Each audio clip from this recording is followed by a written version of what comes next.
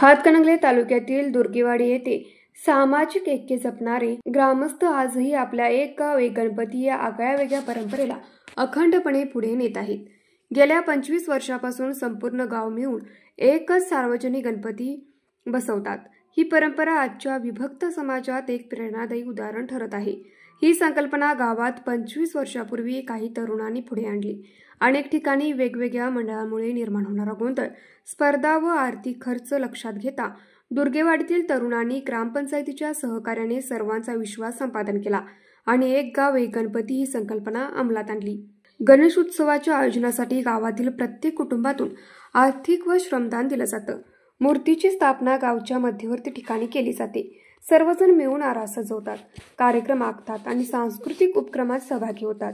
गावातील ग्रामस्थ सांगतात, गणपती म्हणजे फक्त सण नाही, तो एक सामाजिक बांधिलकीचा सोहळा आहे।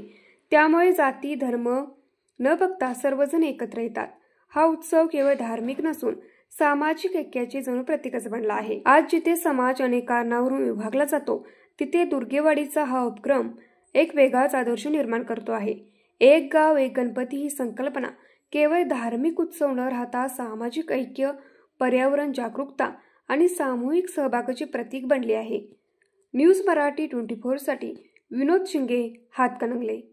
बाळ, फ्रीजमधून श्रीखंड काढ ना। आम्ही पूर्वी घरीच बनवायचो श्रीखंड, त्याची चवच वेगळी होती। आता काय सगळं रेडीमेड। आजी, हे श्रीखंड खाऊन बघ।